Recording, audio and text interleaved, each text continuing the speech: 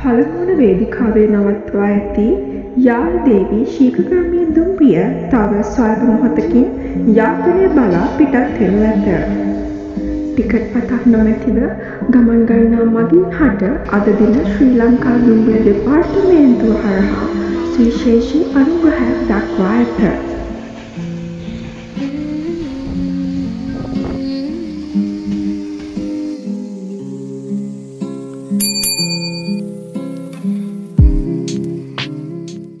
Hello guys, welcome back to my YouTube channel.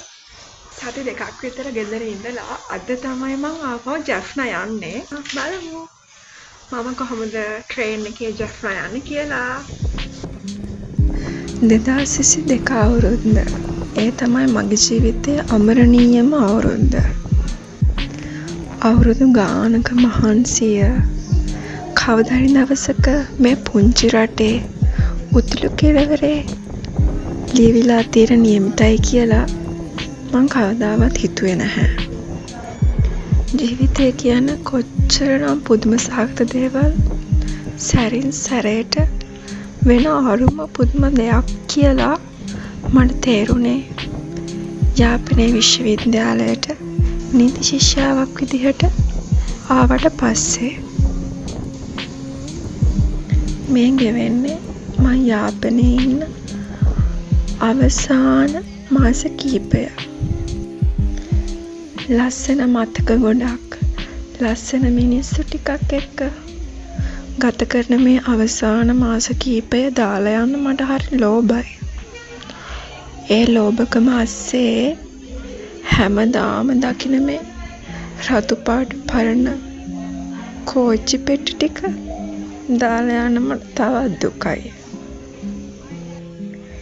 Peradeniya වගේ කවි ලියන්න, කවි කියන්න රොමරෝසියාමල් අපිට නැති වුණත් අපිටත් තියෙනවා වරු ගණන් කතා කරන්න, වරු ගණන් hina වෙන්න, තල්ගස් වලින් වට වුණ හරි සුන්දර තැන්. අනුරාධපුරේ පහුවෙද්දිම හිතට දැනෙන්නේ අමුතුම සැහැල්ලු බව, සාමකාමී බව. තනියම විඳිනව තරම් සතුටක් නම් මට වෙන නැහැ. මං හිතන්නේ යාල් දේවියයි මමයි කියන්නේ සංසාරික බැඳීමක්ද කොහෙද.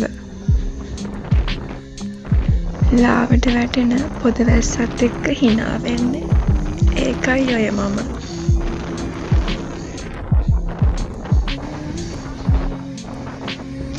කෝච්චියේ යද්දී හරිම විනෝදෙන් ගන්න නම් ඉඳගෙන ඉඳලම බෑ. ඒකට පෙට්ටියෙන් පෙට්ටිය ඇවිදලා බලන්න ඕනේ. තව බඩෙලු කරලා කන්නත් ඕනේ. ගහට ගහ මොරටු වෙදී හම්බ වෙනවා වගේ යාල් දේවියට එයාගේ අනිත් දියුණු සහෝදරිය හම්බෙන එක නම් අනිවාර්යයි. මං ආසම් පාට රතු පාට හින්දාද කොහෙද මේ රතු පාට කෝච්චි පෙට්ටි වලට මං පුදුම ආදරෙයි. කොළ පාට චිත්‍රයක් ඇතුලේ ජීවත් වෙනවා වගේ මට දැනෙන්නේ. රේල් පීලි උඩ දුවන මේ ජීවිතේට මං මාර මාසයි.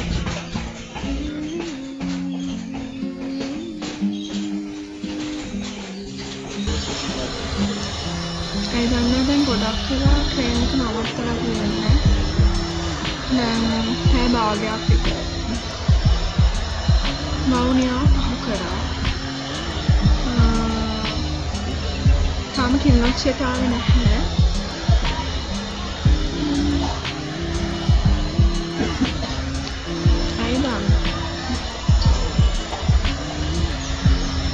අරවියල් නගර. මගේ ආදරේ නගරය තමයි මේ. ඉන්ජිනියරින් ෆැකල්ටි එක, ඇග්‍රිකල්චර් ෆැකල්ටි එක, ටෙක්නොලොජි ෆැකල්ටි එක හදලා තියෙන්නේ මේ අරවියල් නගරවල. මම එනකන් S2 ආදරෙන් බලාගෙන හිටියේ මෙන්න මෙතන ඉඳන්. යාල් දේවියම විතරක් දන්නේ සුන්දර රහස් කතාවලට මේ තල්ගස් සාක්ෂි. උතුරු සුළඟේ තියෙන රළු ගතිය හොඳටම දැනෙන්න පටන් ගන්නෙ අලිමංකඩ පහු වෙනවත් එක්කම. කොයිතරම් රළු වුණත් ඒ රළු ගතියට මම දැන් තදින්ම ඇබ්බැහි වෙලා. හරියට නැතුව බෑ වගේ. සිංහල අපිත් දමිළ ඔයාලගේ දෙවියන් අදහනවා.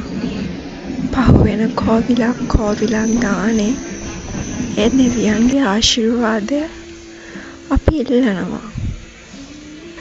ජාති ආගම් කුල බේද නැති මේ යාල් දේවිය සාමයේ සංකේතයක්.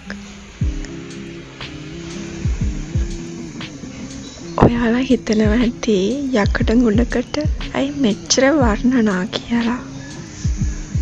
නෑ, මේක නිකන් යකඩ ගොඩක් නෙමෙයි. ජීවිත ගොඩක්. අරගෙන යන පරිස්සම් කරන පණ තියෙන යකඩ ගොඩක්. නාවක් කුලි විහාරය පහු කරන ගම මං කල්පනා කරේ ඒක. යාල් දේවිය හැඩ බලන්න දොරෙන් චුට්ටක් එළියට ඔළුව දාලා බැලුවට පාඩුවක් නම් වෙන්නේ නැහැ.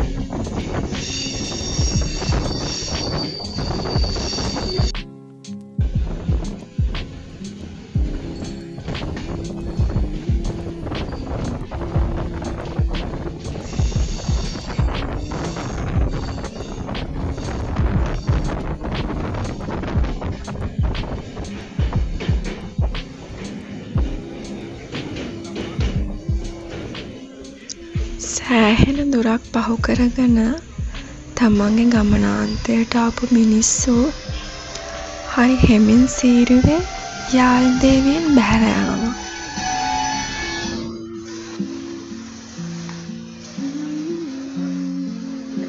ඔව්, එයාලා යාල් දේවියට සමුදෙනවා.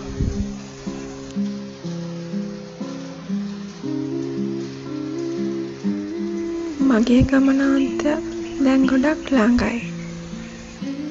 හුරු පුරුදු කොක්කුවිල් ස්ටේෂන් එක අපි එනකම් බලන් ඉන්නවා.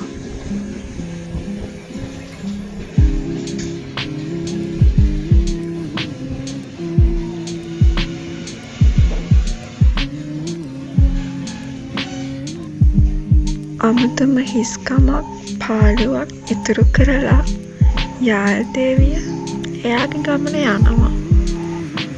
ඉතින් මෙච්චර වෙලා මගේ ගමන අහන් හිටපු බලන් හිටපු ඔයාලා හැමෝටම ගොඩක් ආදරෙයි. ආයෙත් ඉක්මනින්ම හම්බ වෙමු.